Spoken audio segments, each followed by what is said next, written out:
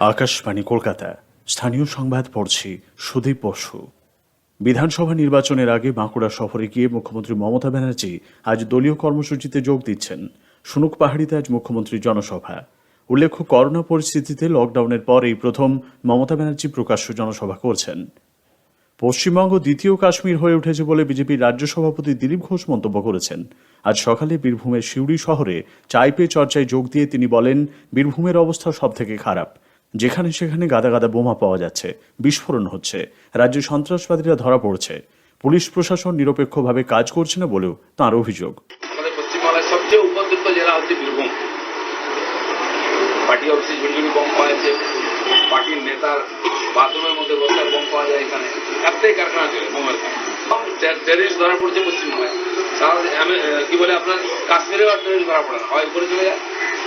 এখানে এসে সব সেন্টার নিয়ে পুরো জাল বিস্তার করে। আপনাদের জেলাতেও বোমা ফেটেছে, এখানেও টেররিস্ট ধরা পড়েছে।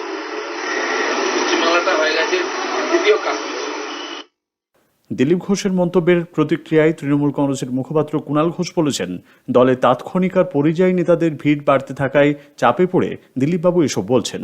এর আগে তাঁর মুখে বিহার, উত্তরপ্রদেশে মাফিয়ারাজের কথা শোনা গিয়েছিল। সত্যি বলে ফেলায় তাঁর উপর দলীয় নেতৃত্ব চাপ বাড়িয়েছেন। এদিকে পূর্ব মেদিনীপুরে শুভেন্দু অধিকারীর ঘনিষ্ঠ বলে পরিচিত জেলা পরিষদ কর্মাধ্যক্ষ সিরাজ খান আজ বিজেপিতে যোগ দিতে পারেন বলে সূত্রের খবর। দলের সর্বভারতীয় সাধারণ সম্পাদক কৈলাস বিজয়বর্গীয় সেখানে উপস্থিত থাকবেন বলে জানা গেছে। কেন্দ্রীয় ট্রেড ইউনিয়ন ও ফেডারেশনগুলির ডাকে আগামীকালে সর্বভারতীয় সাধারণ ধর্মঘটে রাজ্যে সরকারি ও বেসরকারি পরিবহন ব্যবস্থা সচল রাখতে রাজ্য সরকার ব্যবস্থা নিয়েছে। ডব্লিউবিটিসি, এসবিএসটিসি এবং এনবিএসটিসি সহ রাষ্ট্রীয় পরিবহন সংস্থাগুলি পর্যাপ্ত সংখ্যায় বাস পথে নামাবে বলে পরিবহন দপ্তর সূত্রের খবর।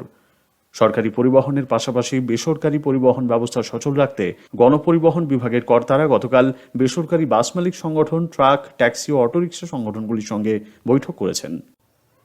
কোভিড-19-এর বিরুদ্ধে লড়াইয়ে ভারত আরও এক মাইল ফলক স্পর্শ করেছে। টানা 18 দিন দেশে দৈনিক আক্রান্তের সংখ্যা 50,000-এর নিচে। দেশে কোভিড-19 থেকে আরোগ্যের হার প্রায় 93.72% হয়েছে। আজ সকালে স্বাস্থ্য মন্ত্রকের প্রকাশিত রিপোর্ট অনুযায়ী গত 24 ঘন্টায় নতুন করে 44,376 জন করোনা আক্রান্ত হয়েছেন। এই সময় সুস্থ রোগীর সংখ্যা 37,816। দেশে এ পর্যন্ত 92,22,216 জন এই ভাইরাসে আক্রান্ত হলেন। রাজ্যে করোনা সংক্রমণ থেকে সুস্থ হয়ে ওঠার হার আরও বেড়ে 92.88% পৌঁছেছে। এ পর্যন্ত মোট 4,30,462 জন সুস্থ হয়েছেন।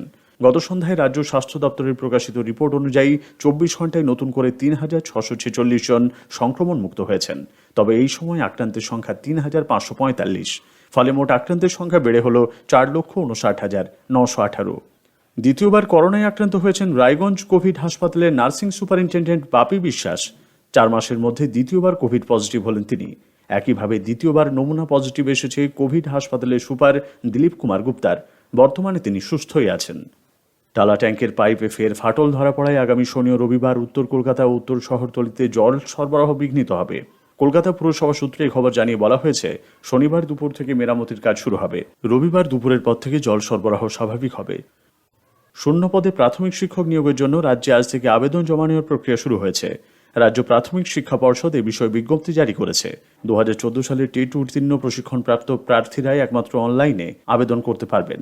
আগামী 1 ডিসেম্বর পর্যন্ত আবেদন জমা নেওয়ার প্রক্রিয়া চলবে বলে বিজ্ঞপ্তিতে উল্লেখ করা হয়েছে।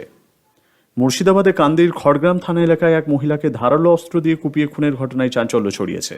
সাংসারিক অশান্তির জেরে স্বামী আমিরুল শেখ স্ত্রী আজিজা বিবিকে ধারালো হাতিয়ারের কোপ দেয়। আমিরুলকে পুলিশ গ্রেপ্তার করেছে। করোনা আবহে মৎস্যপ্রেমীদের বাড়িতে মাছ পৌঁছে দিতে রাজ্য সরকারের নিয়ন্ত্রণাধীন বেনফিস বিশেষ উদ্যোগ নিয়েছে। অ্যাপের মাধ্যমে এই পরিষেবা মিলবে বলে মৎস্য বিভাগের মন্ত্রী চন্দ্রনাথ সিনহা জানিয়েছেন। আপাতত বৃহত্তর কলকাতায় মিলবে এই সুবিধা। রাজ্যে তাপমাত্রার পারদ আরও কিছুটা বেড়েছে। আলিপুর আবহাওয়া দপ্তরের পক্ষ থেকে জানানো হয়েছে, কলকাতা সহ কয়েকটি জেলায় আকাশ আজ আংশিক মেঘাচ্ছন্ন থাকবে। আজ কলকাতায় দিনের সর্বনিম্ন তাপমাত্রা রেকর্ড করা হয়েছে 17.1 ডিগ্রি সেলসিয়াস, যা স্বাভাবিকের থেকে 1 ডিগ্রি কম। সর্বোচ্চ তাপমাত্রা 27 ডিগ্রির আশেপাশে থাকবে বলে জানিয়েছে আবহাওয়া দপ্তর। ইডেনে বেঙ্গল টি20 চ্যালেঞ্জ ক্রিকেট প্রতিযোগিতায় আজ ইস্টবেঙ্গল তপন মেমোরিয়ালের মোহনবাগান কালীঘাটের মুখোমুখি হবে। করোনা সতর্কতায় জৈব সুরক্ষা বলয়ে এই প্রতিযোগিতার আয়োজন করা হয়েছে। স্থানীয় সংবাদ শেষ হলো, এরপর বিশেষ সংবাদ দুপুর 3টায়।